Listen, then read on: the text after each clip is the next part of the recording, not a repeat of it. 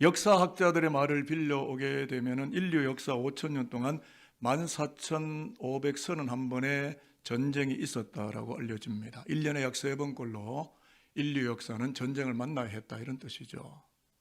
현재 가장 심각한 분쟁 지역은 팔레스타인, 이스라엘을 비롯한 중동의 지역인데, 여기는 알라를 부르고 여호와를 부르는 신의 이름을 부르고 가장 평화가 넘쳐야 될 종교 밀집 지역인데도 불구하고 분쟁이 거세게 흐르고 흘러나오고 있어서 지구촌 백성들은 가슴을 쓸어내리고 지구촌 모두가 힘들어하고 있다라는 것은 더 이상 설명하지 않아도 주지의 사실이라고 생각을 하게 됩니다. 뿐만 아니라 저와 여러분이 발딛고 사는 한반도 도성, 이 지정학적 위치 속에서 North Korea, South Korea, 남북이 대치하고는 한반도 역시 예외는 아니라는 점이 되겠고, 그래서 어쩌면 반초해 보건대 인간의 역사 히스토리라고 하는 것은 전쟁 그 자체로서 역사하고 싸움으로 전철된 투쟁사라고 해도 과언, 지나치는 말이 아니다라고 여러분에게 이야기를 시작하겠습니다. 국가 간의 문제만 그렇겠습니까? 아니죠.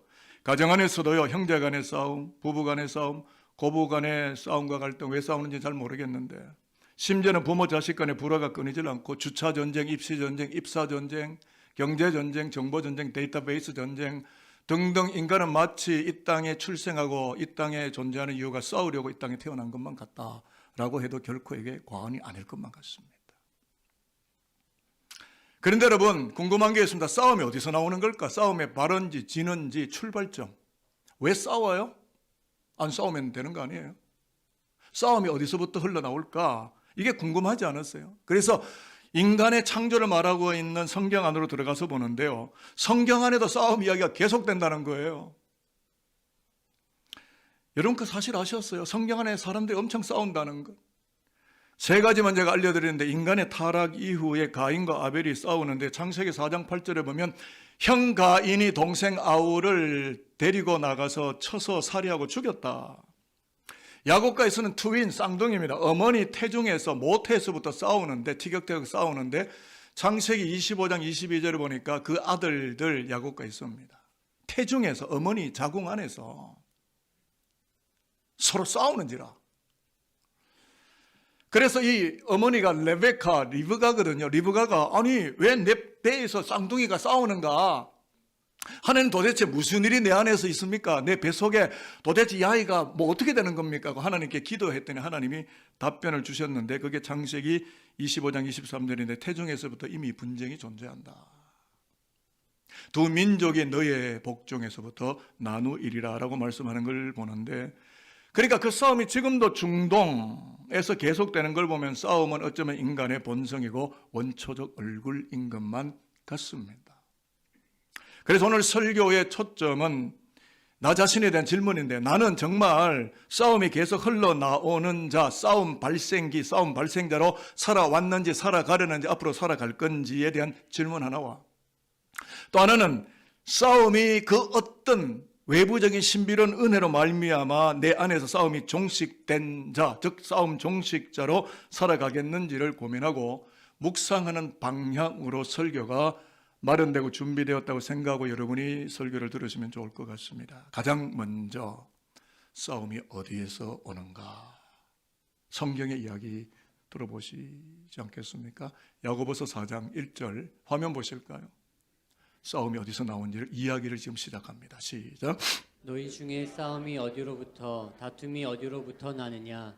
너희 지체 중에서 싸우는 정욕으로부터 나는 것이 아니냐? 말씀의 구절을 잘 보면 1절 상반절과 1절 하반절이 질문과 답변으로 되어 있습니다.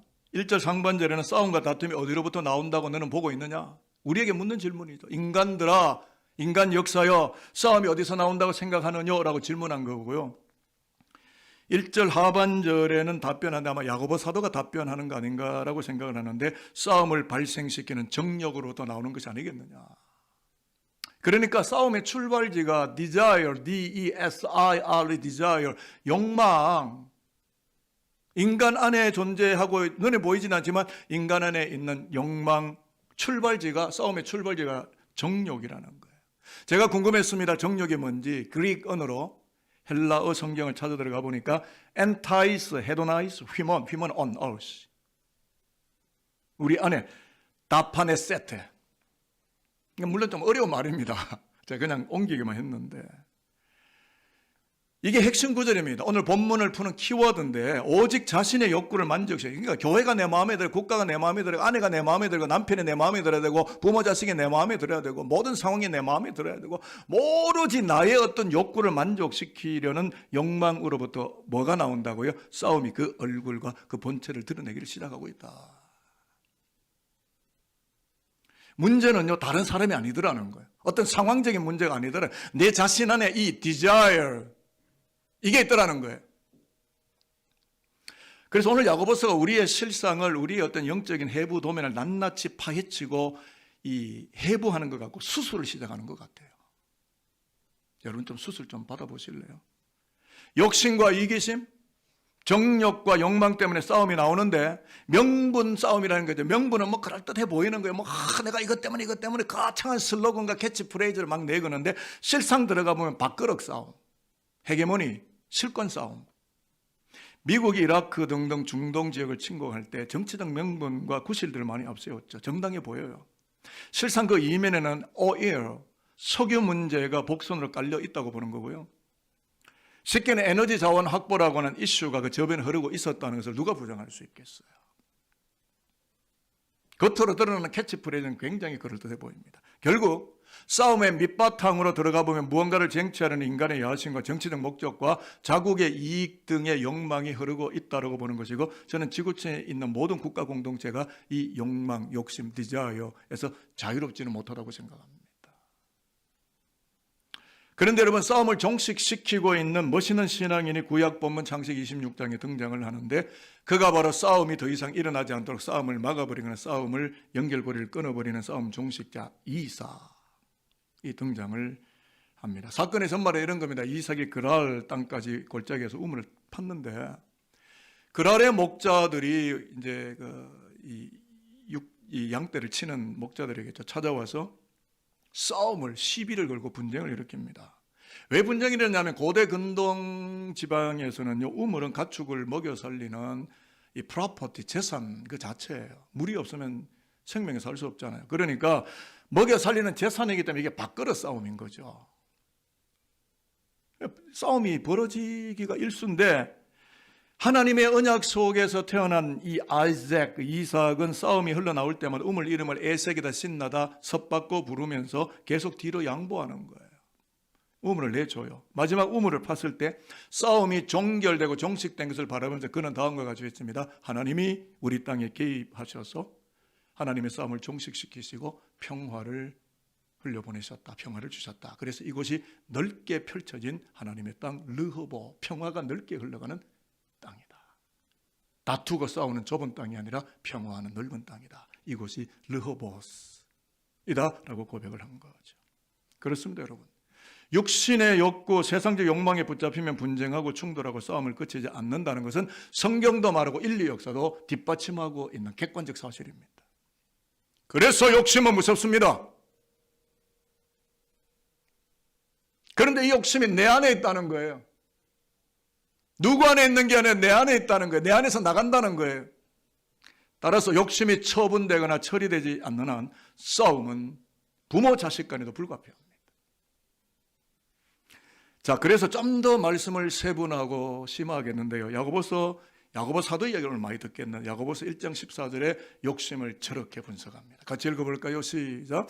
오직 각 사람이 시험을 받는 것은 자기 욕심에 끌려 미혹됩니다. 각 사람은 지구 땅에 있는 70억, 80억, 90억 모든 인구는 어디에 끌려다닌다고요? 욕심에 끌려다니고 종로를 타는 참으로 비참한 존재다. 성경이 인간을 바라보는 시각이에요. 저와 여러분도 거기에 그 군에 속해 있고 끌려다닌다. 누가요? 욕심이 나를 끌고 다닌다. 그 다음에 이어지는 1장 15절을 보면 욕심의 끝자락, 욕심의 마지막 귀착지는 뭐냐 한번 찾아볼까요? 시작. 욕심이 잉태한 즉 죄를 낳고 죄가 장성한 즉 사망을 낳느니라. 욕심에서 싸움이 나는데 마지막 끝까지 가면 뭐가 네요? 이 욕심이 계속 성장하면 give birth to death, 죽음을 생산한다. 출발은 뭐예요? 욕심이라는 것뿐이었어요. 별거 아닌 것 같았어요. 그런데 계속 발전하니까 어떻게 돼요? 죄를 키우더니 마지막에는 give birth to death. 죽음이 왔다. 약간 좀 살벌한 말씀이에요. 그러나 이게 우리 인간의 본질이고 여기서부터 우리가 풀어 자유케 되기 위해서 그리스도 예수가 십자가에서 자기가 죽으셔야 되는 거예요.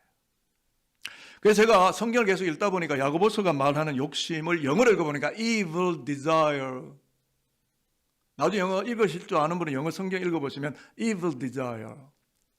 악이 가미된 욕심이다. 악하다. 욕심 자체가 악하다. 그런데 그게 내 안에 있다. 여러분 아들, 딸들 속에도 다 있습니다. 지금 여기 기도받은 하담이도 예쁘죠, 그죠? 멋있죠? 그러나 그 아이 안에도 이 욕심이 있다고요. 그래서 어떤 의미에서 인간은 불가피한 비참의 존재라고 밖에는 세상 할 말이 없는 거죠. 그러니까 죄를 생산하고 욕망을, 사망을 불러오는 악한 욕심이 그 안에 있기 때문에 그 욕망에 의해서 사람이 끌려다니고 있다. 내가 선택하고 가는 것 같은데 그 선택의 기준과 그 선택의 그 어떤 이 요인이 결국은 욕심 때문에 내가 그걸 선택했다. 결국 밥그릇 때문에, 헤게모니 때문에. 여러분 부정하실 수 있으실까요? 심각한 인간 본질의 문제입니다. 이를 이야기하는 학자가 있는데 잘 아시는 심리학자 프로이드인데요. 죽어서 땅에 묻히기 전까지는 본성으로부터 솟아나오고 있는 정력을 어찌할 수가 없는데 맞아요. 이것이 리비도, 자기를 만족시키려는 에너지이다. 저와 여러분은 이 에너지 있다고요. 이거를 컨트롤할 수 있는 게 십자가입니다.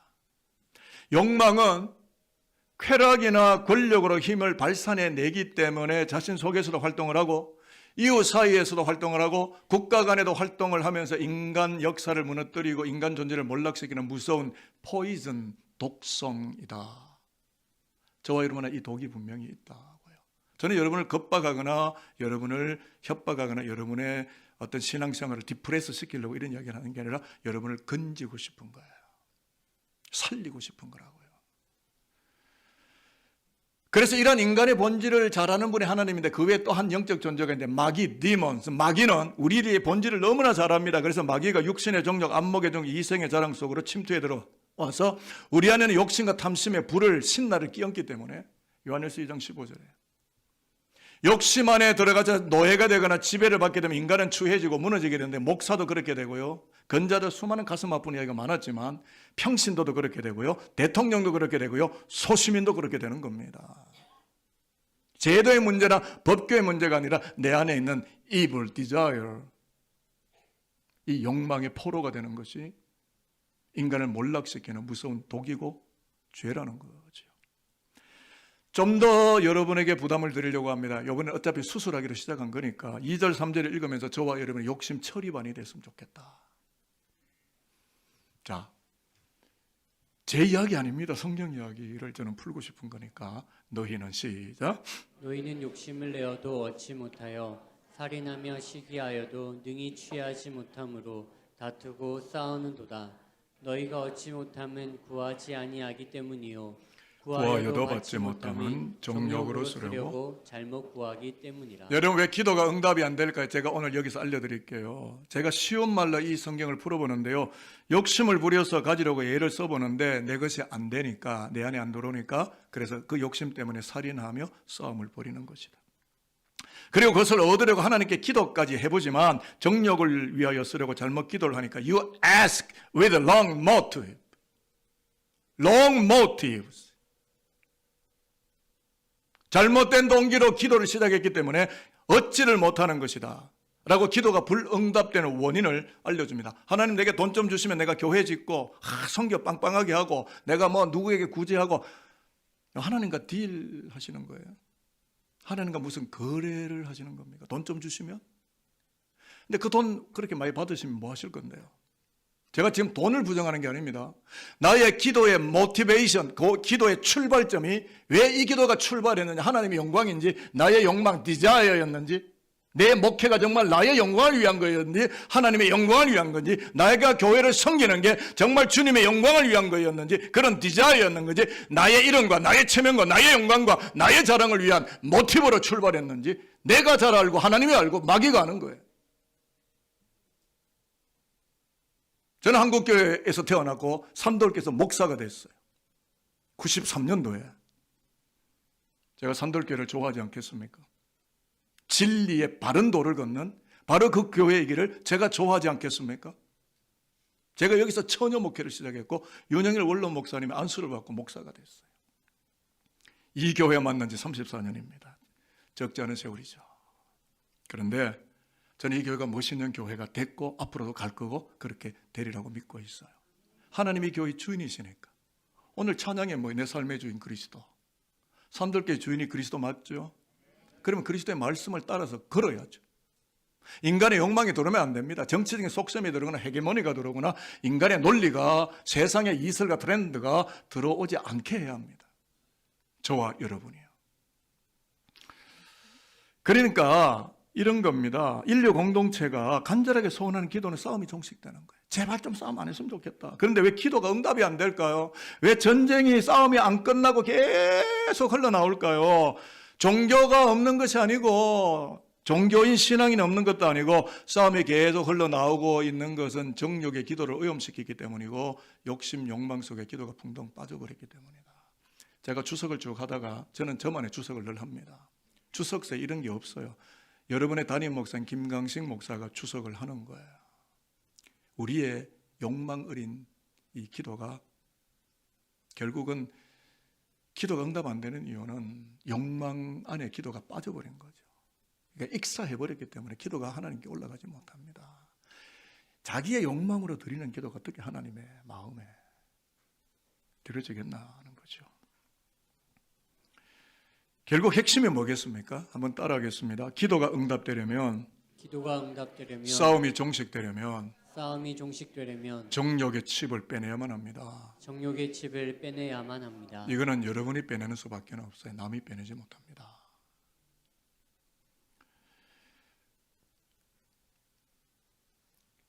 나를 십자가에 못 박아야 싸움이 끝나요. 여러분 죽으십시오. 여러분의 욕망을 십자가에 못 박고 죽으십시오. 죄송합니다. 오늘은 설교가 좀 센 것 같은데 그냥 바보 병신이 되십시오. 목사님 은혜 받으러 왔는데 무슨 이상한 그런 자존심 상하는 이야기 하십니까? 영적으로 바보가 되십시오. 여러분 죽은 사람은 말이 없다고요. 내 자존심, 내 체면, 내 이야기, 내 자랑, 내 입장, 그게 왜 교회에 필요해요? 그게 왜 하나님 앞에 뭐가 필요한데요? 겸손하게 십자가에 못 박히고 겸손하게 하나님의 은혜를 구할 때 하나님이 우리에게 평화를 열어놓으시는 거죠.